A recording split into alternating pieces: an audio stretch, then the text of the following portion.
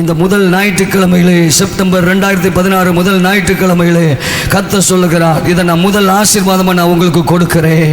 இனி நீங்கள் ஜெபிக்கும் பொழுது ஹல்லேலூயா, அந்த ஜெபம் ஒரு நொறுங்குண்ட ஒரு ஜெபமாக இருக்கும். இனி நீங்கள் வேதத்தை தியானிக்கும் போது நறுங்குண்ட ஜெபம், ஹல்லேலூயா, நொறுங்குண்ட ஒரு இருதயத்தோடு வேதத்தை தியானிக்கும்படிக்கு கர்த்தர் செய்வேன்னு சொல்றாரு. ஆமென்னு சொல்லுங்க. ஒரு பிரதர் வந்து சொன்னார், பிரதர் உங்கள் கூட்டத்துக்கு வந்து அட்டன் பண்ணா அழுகையா வருது பிரதர், அழுக வரும்போதெல்லாம் தான் சொல்லுவார். தெரியல, வேற எங்கேயும் போனது அழுக வர மாட்டேங்குது. உங்க மீட்டிங்ல வந்து முழங்கால் போட்ட தேம்பி அழுகிறேன். Presence of God. தேவ ஜனமே, அப்படிப்பட்ட ஒரு ஆசீர்வாதம் நம்ம இருதயத்தில் இறங்குவதாக, நம்முடைய ஊழியத்தில் இன்னும் இறங்குவதாக. நீங்க பேசும் பொழுது மனங்கசந்து சதமாமேன்னு சொல்லுங்க. ஜனங்கள் ஆளானும் 3 தடவை சேவல் கூவுகிறதுக்கு முன்னதாக நீ என்னை மறுதலிப்பாய். சேவல் கூவின உடனே அப்படியே ஆண்டவர் பேதுருவை திரும்பி தான் பார்த்தாரு. பார்வையில் இருக்கிற அபிஷேகத்தை பாருங்க. அந்த கிறிஸ்துவின் இடத்துல ஊழியம் செய்கிற நாம் அதே பார்வையில் அபிஷேகத்தோடு இன்றைக்கு வாழ முடியுமே?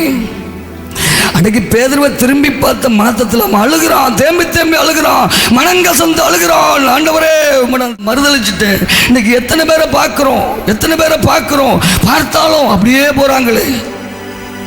நம்மளை கண்டா அழுக வர மாட்டேங்குது. மனம் திரும்பி மனங்கசந்து அழுகிற தன்மை வர மாட்டேங்குது. இன்றைக்கு அந்த பிளஸிங்கை கர்த்தர் கொண்டு வருகிறார். நீங்க இன்னைக்கு வாயை திறந்து பேசும் பொழுது, கர்த்தருடைய வார்த்தைகளை பேசும் பொழுது, கர்த்தரோடு உடன்படிக்கை பண்ணி இன்று நீங்க வாயை திறந்து பேசும் பொழுது ஜனங்கள் மனங்கசந்து அழுவார்கள், ஜனங்கள் மனம் திரும்புவார்கள். சாது சுந்தர் சிங் ட்ரெயின்ல ஒரு தடவை போயிட்டு இருக்கும் போது ஒரு கிராமத்தை அப்படி பார்த்துட்டே இருந்தாராம். அவர் உள்ள அழுதுட்டு இருந்தார். கிராமமே அழுதுதான், பாவ உணர்வடைந்து கிராமமே அழுதுதான். தேவஜனமே, சாது சுந்தர் சிங் ஆராய்த்த அதே தேவனை தான் இன்னைக்கு நானும் நீங்கள் ஆராதிக்கிறோம். எனக்கு அந்த ஆசீர்வாதம் அப்படியே வெண்பனியை போல இறங்கி வர்றதை பார்க்கிறேன். தேவஜனமே, பொல்லாப்பு உங்களை பார்க்க வைக்க மாட்டார். பிள்ளைகள் கஷ்டப்படுறதை நீங்க பார்க்க மாட்டீங்க, பிள்ளைகள் நல்லா இருக்கிறத பார்ப்பீங்க. உங்க பிசினஸ் சிதைந்து போயிருக்கிறதை இனி பார்க்க விட மாட்டார் கர்த்தர். இயேசுவின் நாமத்தில் ஆமென் ஆமென் சொல்லுங்க. ஊழியக்காரரின் வார்த்தைகளை நிலைப்படுத்துகிற கர்த்தர், ஊழியக்காரரின் வார்த்தைகளை நிலைப்படுத்துகிற கர்த்தர். உங்க சரீரத்தை பார்த்து ஐயோ எனக்கு இப்படி வாதி இருக்குது, வலி இருக்குது, நீங்க இனிமே அழ மாட்டீங்க. நீங்க அப்படின்னு அர்த்தம் என்ன? சுகமளிக்கும் வல்லமை இறங்குகிறது இயேசுவின் நாமத்தினாலே. இனி வேதனை உங்க குடும்பத்தை பார்க்கும்போது உங்க இருதயம் மகிழணும். புருஷனை பார்க்கும் பொழுது உங்க இருதயம் மகிழணும், மனைவியை பார்க்கும் பொழுது இருதயம் மகிழணும், பிள்ளைகளை பார்க்கும் பொழுது கர்த்தர் சேஃப்டியா வச்சிருக்கிறாரு, உள்ள உடையணும். தேவஜனமே, கர்த்தருடைய சமூகத்தில் கண்ணீர் சிந்தி பாருங்கள். ஒரு அளவற்ற ஒரு பிரசன்னம் இந்த ஆராதனை நிரப்பி கொண்டிருக்கிறதை நான் பார்க்கிறேன். எருமோன் மலையிலே இறங்கி வந்த பனிக்குப்பான அந்த அபிஷேகம், மோரியா மலையிலே இறங்கி வந்த அந்த கீழ்ப்படிதலின் அபிஷேகம், மறுரூப மலையிலே இறங்கி வந்த மறுரூபப்படுத்துகிற அபிஷேகம் இந்த இடத்தை அப்படியே நிரப்புகிறது. பிரதர், உங்களை கர்த்தர் நிரப்புகிறார். சிஸ்டர், உங்களை கர்த்தர் நிரப்புகிறார். இனி நீங்க அழுது ஜெபிப்பீங்க, ஆத்துமாக்களுக்கு அழுது ஜெபிப்பீங்க. இனி நீங்க ஜெபத்துக்கு முழங்கால் படும் பொழுது அழுது ஜெபிப்பீங்க. அந்த கிருபையை உங்களுக்குள்ள கர்த்தர் வைக்கிறார். உங்க இருதயம் நொறுங்குண்ட இருதயமாக இருந்து அநேகருக்கு விடுதலையை கொண்டு வரும். உங்க பார்வையில் அபிஷேகத்தை கர்த்தர் வைக்கிறாரு. உங்க பார்வையில கர்த்தர் அபிஷேகத்தை வைக்கிறாரு. யோசியாவை போல கர்த்தரோடு உடன்படிக்கை பண்ணுவீர்களா? வார்த்தைக்கு மதிப்பு கொடுப்பீங்களா? ஆண்டவரை பார்த்து சொல்வோம், உங்களுடைய வார்த்தையை மதிப்பேன்பா. வேத புத்தகத்தை வாசிக்க நிறைய நேரத்தை கொடுப்பேன். ஜெபிக்கிறதுக்கு நேரத்தை ஒதுக்குவேன். சொல்லுங்க வாயை திறந்து. இளம் வயதிலேயே ஒரு ராஜாவாக்கி அவனுக்கு முன்னாலையும் பின்னாலையும் அப்படி ஒரு ராஜாவே இல்லைங்கிற ஒரு பேரை கொடுத்துட்டார் ஆண்டவர். காரணம் என்ன? வார்த்தைக்கு கீழ்ப்படுகிறவனாக இருந்தான். Joshua was totally committed and he was dedicated to God and to his word. சரியான விதத்திலே தேவனுடைய வார்த்தைகளுக்கு பிரதிபலிக்கிறவனாக இருந்தான். சங்கீதத்தின் புஸ்தகம் 30வது அதிகாரம் 5வது வசனத்தை வாசித்து பார்க்கும்போது, அவருடைய கோபம் ஒரு நிமிஷம், அவருடைய தயவோ நீடிய வாழ்வு. சாயங்காலத்தில் அழுகை தங்கும், விடியற் காலத்திலே களிப்பு உண்டாகும். எனக்கு அருமையான தேவஜனமே, இந்த சங்கீதத்தை தாவீது எழுதுகிறான். எப்படிப்பட்ட சூழ்நிலையில் எழுதுகிறான் தெரியுமா? ஒரு பெரிய பாவத்தை பண்ணிவிட்டான். என்ன பாவம்? இஸ்ரவேல் ராணுவத்தை லக்கம் பார்த்து விட்டான். 1 நாளாகமத்தின் புஸ்தகம் 21வது அதிகாரம் முதல் வசனத்தில் பார்ப்பீர்கள் என்றால், இஸ்ரவேல் ராணுவத்தை லக்கம் பார்க்க தாவீது தூண்டப்பட்டான். சாத்தான் இஸ்ரவேலுக்கு விரோதமாய் எழும்பி இஸ்ரவேலை தொகையிடுகிறதற்கு தாவீதை ஏவி விட்டது. இந்த காரியத்தை செய்தா என்ன பின்விளைவு வரும்னு தாவீதுக்கு தெரியாது. யோவாப் சொல்கிறான், ராஜாவே, இந்த காரியம் உனக்கு தூரமாக இருப்பதாக 100 ஆசீர்வதிப்பார் ராஜா. இந்த தப்பை பண்ண வேண்டாம். யுத்தத்துக்கு முன்னால தானே நம்ம ராணுவத்தை எண்ணுவோம், இப்ப ஏன் ராணுவத்தை நம்ம எண்ணணும்? தேவையில்லாம நீங்க பண்றீங்கன்னு சொன்ன பொழுதும், நீ சும்மா இருப்பா, நான் ராஜா, நீ கேட்குறியா இல்லைன்னு சொன்ன போது அவன் போய் 9 மாசம் அலைஞ்சு திரிஞ்சு ராணுவத்தெல்லாம் தொகை பார்த்து லிஸ்ட்டை கொண்டு வந்துட்டான். நடந்தது என்ன தெரியுமா? 70,000 பேர் அங்கே மடிந்து போனார்கள், செத்து போனார்கள். அந்த அதிகாரத்தை வீட்டில் போய் வாசித்து பாருங்க. 70,000 பேர் செத்து போனார், கொள்ளை நோயினாலே செத்து போனார்கள். தீர்க்கதரிசி தாவீதின் இடத்துல வந்து சொல்லுகிறான், 3 சாய்ஸஸ் உமக்கு முன்பா வைக்கிறேன்னு சொன்ன போது, ஓகே, கொள்ளை நோயை நான் தேர்ந்தெடுத்துக்கிறேன், சத்துரு கையில ஒப்பு கொடுக்கப்படுறதை நான் விரும்பல அப்படின்னு சொல்லிட்டான். இதை அக்செப்ட் பண்ண உடனே 70,000 பேர் மடித்து போனார்கள். தாவீதுக்கு என்ன செய்யறதுன்னு தெரியல. பெரிய உருவின பட்டயத்தோடு தூதன் எருசலேமின் மீது தன்னுடைய கரத்தை பட்டயத்தை நீட்டிக் கொண்டிருக்கிறான். அப்படியே செத்து மடிகிறார்கள். 70,000 பேர் செத்துட்டாங்க. இன்னும் விட்டா டைம் போச்சுன்னா இன்னும் நிறைய பேர் செத்து மடிஞ்சிருவாங்க. தாவீது ஓடுகிறான் ஓர்னான் என்ற களத்துக்கு ஓடுகிறான். அங்க போற ஒரு வயலை வாங்கி அதுல பலிபீடம் கட்டணும்னு ஓடுகிறான். ஓடி போய் இப்படி நடந்துருச்சு. அந்த டைம்ல தாவீதுக்கும் வியாதி வந்துருச்சு தெரியுமா?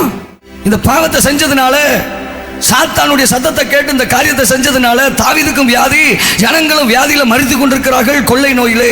இப்போ போய் அந்த ஓர்னான் என்பது களத்துல வயலை வாங்கி அதுல பலிபீடத்தை கட்டிட்டு அதை பிரதிஷ்டை பண்ற. ஆண்டவரே, இந்த வாதையை நிறுத்தி போட மாட்டீங்களான்னு பிரதிஷ்டை பண்றான். அந்த நேரத்தில் எழுதப்பட்ட சங்கீதம் தான் 30வது சங்கீதம்.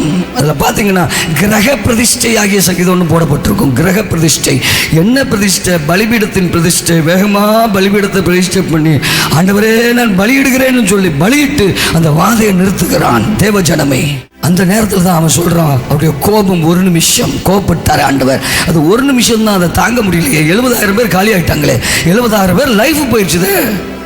நல்லா கவனிங்க, கீழ்ப்படியாம போகும்போது ஒரு பாதி லைஃப் போயிடும். 70,000 பேர் அன்னைக்கு இல்லாம போயிட்டாங்க. வாழ வேண்டியவங்களை தாவீதின் பாவத்தினாலே மறிக்க வைக்க வேண்டிய நிலை வந்து விட்டது. அவருடைய கோபம் 1 நிமிஷம், அவருடைய தயவு நீடிய வாழ்வு. சாயங்காலத்தில் அழுகை தங்கும், விடியற் காலத்தில் களிப்பு உண்டாகும். எனக்கு அருமையான தேவஜனமே, கவனிங்கள். துரிதமான ஒரு தவறை செஞ்சுட்டோம் அப்படின்னா, ஒரு பாவத்தை செய்து விட்டோம் என்றால் அடுத்தது என்ன ஆக்ஷன் உடனே எடுக்கணுங்கிறது நமக்கு தெரிஞ்சிருக்கணும். சதம் ஆமைன்னு சொல்லுங்க. தாவீதுக்கு அது தெரிந்தது. உடனே ஓடி போய் பலிபீடத்தை கட்டி அந்த பிரதிஷ்டை பண்ணி அந்த நேரத்தில் தான் எழுதுகிறான், சாயங்காலத்தில் அழுக. இது கீழ்ப்படியாமையினால வந்த ஒரு அழுகை தான். அவன் சொல்றான் 30வது சங்கீதத்தில் நீங்க பார்ப்பீங்கன்னா, 30வது சங்கீதத்திலே என் கட்டிலை, நான் படுத்திருக்கும் இடத்தை கண்ணீரினால் நான் நினைக்கிறேன் என்று சொல்கிறான்.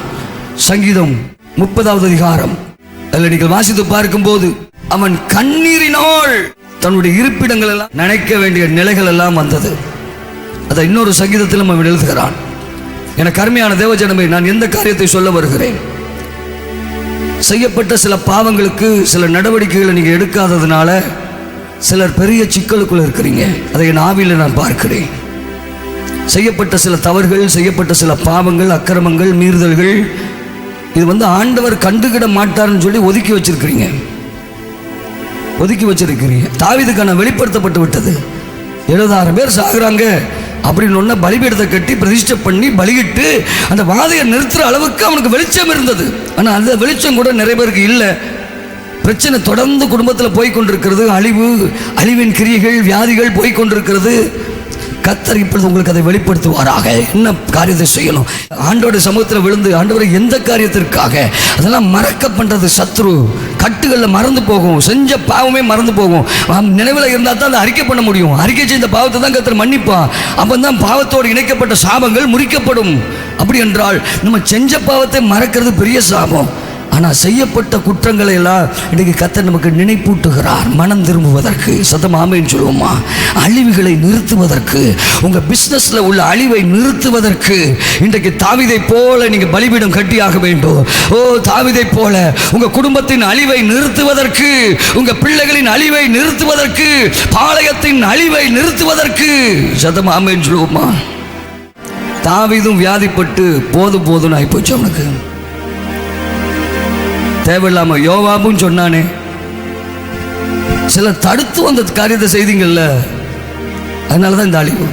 சிலர் தடுத்தும், சிலரை கொண்டு பேசினார். தாவீதுகிட்ட ஆண்டவர் யோவாபை கொண்டு பேசினார், செய்யாத, தேவையில்லாமல் நீ பண்ற, நீ இராணுவத்தை என்றது இந்த டைம் கிடையாது, தேவையில்லாமல் பண்ற.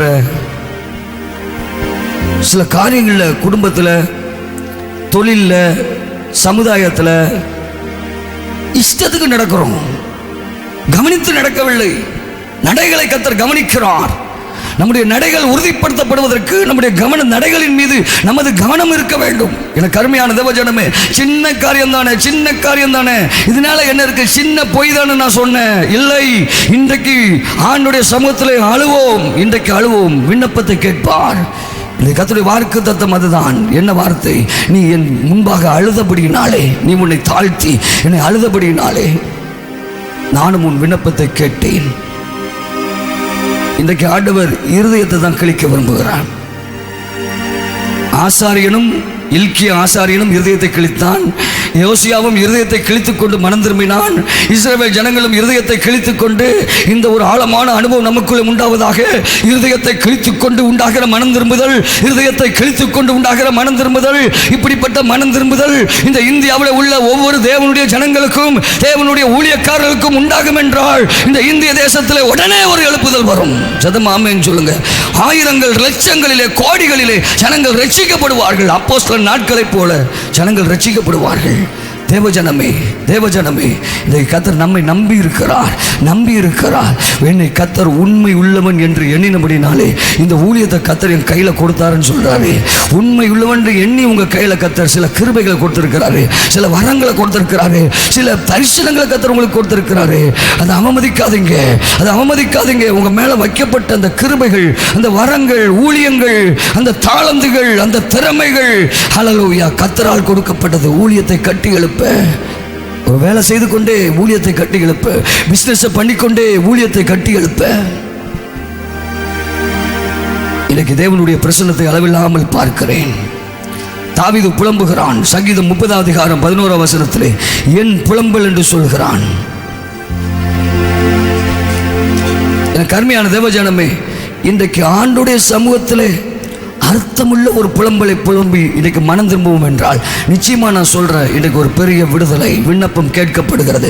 எந்தெந்த விண்ணப்பங்களுக்கு இதுவரைக்கும் பதில் இல்லையோ அதெல்லாம் கர்த்தர் இன்றைக்கு கேட்கிறார். எஸ்ரா 3:13 வாசித்து பாருங்கள். பெரிய சந்தோஷம். என்ன சந்தோஷம் தெரியுமா? ஆலயத்திற்கு அஸ்திபாரம் போடுறாங்க. நெடு நாட்கள் ஆலயத்தை கட்ட முடியாத பிரச்சனை இருந்தது. எஸ்ரா 3:13 வாசிப்போம். ஜனங்கள் மகா கம்பீரமாய்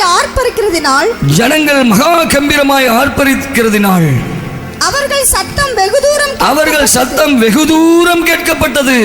ஆனாலும் சந்தோஷ ஆரவாரத்தின் சத்தம் இன்னதென்றும், ஜனங்களுடைய அழுகையின் சத்தம் இன்னதென்றும் பகுத்தறிய கூடாதிருந்தது. 70 வருடம் பாபிலோனிய சிறையிருப்பை முடித்து விட்டு வராங்க. தண்டனை.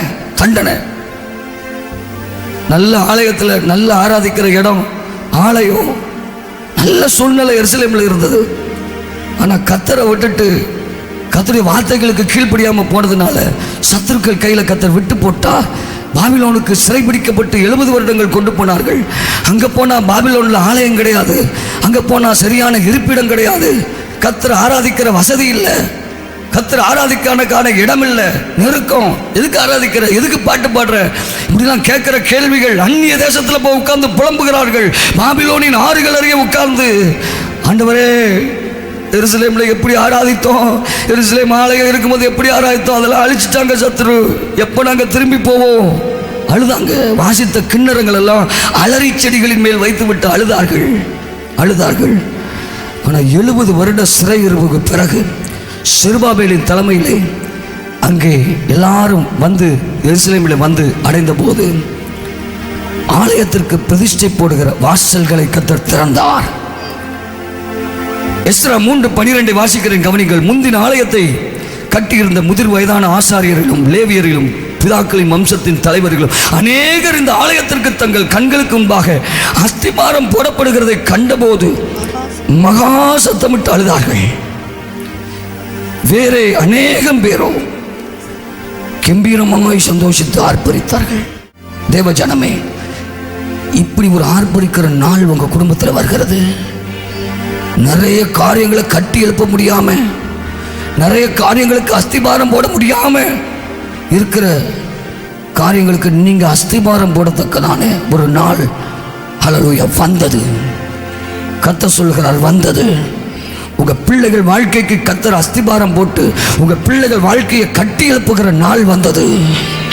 தேவஜனமே, அதைத்தான் காத்து கொண்டிருந்தாங்க பெரியவர்கள், ஆசாரியர்கள், முதிர் வயதுள்ளவர்கள், லேவியர்கள் எல்லாரும். எப்போ ஆலயம் கட்டப்படும், எப்போ ஆலயம் கட்டப்படும்னு, அந்த அஸ்திபாரம் எப்போ போடப்படும் காத்திருந்தாங்க.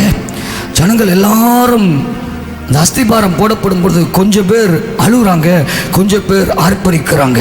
தேவஜனமே, இந்த காலம் வந்தது, சந்தோஷப்பட்டு அழுகின்ற ஒரு நிலை, ஆனந்த கண்ணீர். நிறைய காரியங்களுக்கு கர்த்தர் அஸ்திபாரம் போடுறாரு, நிறைய பிசினஸுக்கு கர்த்தர் அஸ்திபாரம் போடுறாரு, நிறைய வேலைகளுக்கு கர்த்தர் அஸ்திபாரம் போடுகிறாரு, உங்க ஒவ்வொரு பிள்ளைகளுக்கும் கர்த்தர் அஸ்திபாரம் போடுகிறாரு. இதை இயேசுவின் நாமத்தில் நான் பார்க்கிறேன். 70 வருடங்கள் சிறைபிடிக்கப்பட்டு போய் நீங்கள் இருந்திருக்கலாம். 70 வருடங்கள், 70 வருஷத்துக்கு முன்னால உங்க முன்னோர்கள் செய்த பாவங்களின் நிமித்தம் நீங்கள் இருந்திருக்கலாம் சிறையிருப்புல. அஸ்திபாரம்லாம் இடிக்கப்பட்டு கட்டப்பட்டிருந்த குடும்பம்லாம் இடிக்கப்பட்டிருந்திருக்கலாம். ஆனா இன்னைக்கு ஃப்ரெஷ்ஷா ஆண்டவர் 2016 ஆண்டு செப்டம்பர் 4ஆம் தேதி முதல் ஞாயிற்றுக்கிழமையிலே இன்றைக்கு கர்த்தர் அஸ்திபாரத்தை போடுகிறார். எத்தனை பேர் விசுவாசிக்கிறீர்கள்? Receive the anointing. Hallelujah, hallelujah. இயேசுவின் நாமத்தினாலே உம்முடைய அபிஷேகம், அழுகையின் சத்தம், ஒண்ணுமே பண்ண முடியல. என்னையா அஸ்திபாரம் போடுறாங்கப்பா, இதுக்குத்தான் நாங்கள் காலமெல்லாம் காத்து கிடந்தோம். ஊழியம் கட்டி எழுப்பப்படுறதுல சந்தோஷம் உண்டாகணும், மகிழ்ச்சி உண்டாகணும். ஒரு ஆத்மாவை சபைக்கு கூட்டி வர்றதுல மகிழ்ச்சி வரணும், ஆனந்த கண்ணீர் வடிக்கணும். ஒரு குடும்பம் சபைக்குள்ள வந்தா பூரித்து ஆனந்த கண்ணீர் வடிக்கணும். அதெல்லாம் பரலோகத்தின் பொக்கிஷங்கள். ஏன்னா ஒரு பாவி மனம் திரும்புகிறது நிமித்தம் பரலோகத்திலே மிகுந்த சந்தோஷம் உண்டாயிருக்கும். அந்த சந்தோஷம் உங்களுக்கு எனக்கு வரணும். பரலோகத்தில் இருக்கிற சந்தோஷம் எனக்குள்ள வந்தாதான் வெற்றி உள்ள கிறிஸ்தவ வாழ்க்கை. அந்த சந்தோஷத்தை இன்னைக்கு வர பண்றார். ஒவ்வொருவரும் ஆத்துமாக்களை ஆதாயம் பண்ணி சந்தோஷப்படுற அந்த சந்தோஷத்தில் மகிழணும், அந்த சந்தோஷத்தில் கண்ணீர் வடிக்கணும். ஆனந்த கண்ணீர். ஒரு ஆத்மாவை நான் சபையில் கொண்டு வந்துட்டேன், ஒரு குடும்பத்தை நான் கொண்டு வந்துட்டேன். என் நிமித்தம் இந்த குடும்பம் இன்னைக்கு வளர்ந்து இன்னைக்கு ஊழியக்காரங்களா எழுப்பி நிற்கிறாங்களையா, வட இந்தியாவில் மிஷினரியா இருக்கிறாங்க அப்படின்னு சொல்ற அளவுக்கு நீங்க ஆனந்த கண்ணீர் வடிக்கணும். விஎம் சபை ஆராதனை ஒழுங்குகள். ஒவ்வொரு நாளும் அதிகாலை ஜெபம் காலை 5:30 மணி முதல் 6:30 மணி வரை. ஒவ்வொரு நாளும் ஆண்கள் ஜெப கூடுகை இரவு 9 மணி முதல் 10 மணி வரை. திங்கட்கிழமை ஆலோசனை நாள் காலை 9 மணி முதல் இரவு 9 மணி வரை. தனியாகவும் குடும்பமாகவும் ஆவிக்குரிய மற்றும் மருத்துவ ஆலோசனைகளை பெற்று ஜெபிக்க முன்பதிவு செய்யவும். செவ்வாய்க்கிழமை இந்திய தேசத்திற்காய் விசேஷ ஜெபம் காலை 10 மணி முதல் 1 மணி வரை. அபிஷேக ஜெபக்கூடுகை மாலை 6 மணி முதல் 8 மணி வரை. புதன்கிழமை கட்டுதல் கட்டவிழ்த்தல் ஜெபம் காலை 10 மணி முதல் 1 மணி வரை. குடும்ப ஆசீர்வாத கூட்டம் மாலை 6 மணி முதல் 8 மணி வரை. வியாழக்கிழமை பிள்ளைகளுக்காக விசேஷ ஜெபம் காலை 10 மணி முதல் 1 மணி வரை. திருமணம் நடக்கவும் குழந்தை பாக்கியம் உண்டாகவும் ஜெபம் மாலை 6 மணி முதல் 8 மணி வரை. வெள்ளிக்கிழமை விசேஷ உபவாச ஜெபம் காலை 10 மணி முதல் 1 மணி வரை. தொழில் ஆசீர்வாத கூட்டம் மாலை 6 மணி முதல் 8 மணி வரை. இரவு ஜெபம் இரவு 10 மணி முதல் 1 மணி வரை. சனிக்கிழமை சுகமளிக்கும் விடுதலை கூட்டம் காலை 10 மணி முதல் 1 மணி வரை. வேத பாடம் மாலை 6 மணி முதல் 8 மணி வரை. ஞாயிற்றுக்கிழமை முதலாம் ஆராதனை காலை 9 மணி முதல் 12 மணி வரை. இரண்டாம் ஆராதனை மாலை 6 மணி முதல் 8 மணி வரை. ஒவ்வொரு மாதமும் அமாவாசை இரவு ஜெபம் இரவு 10 மணி முதல் 1 மணி வரை. வாருங்கள், ஆசீர்வாதம் பெற்றுச் செல்லுங்கள். யாவரையும் அன்புடன் அழைக்கிறோம். இடம் BEM சபை, மங்கள் மால், தரைத்தளம், வாட்டர் டேங்க் எதிரில், பாளையங்கோட்டை பிரதான சாலை, தூத்துக்குடி. தொடர்புக்கு பாஸ்டர் டாக்டர் எம் ராஜ்கன், தலைமை போதகர் BEM சபை, இயக்குனர் BEM மிஷனரி ஸ்தாபனம்.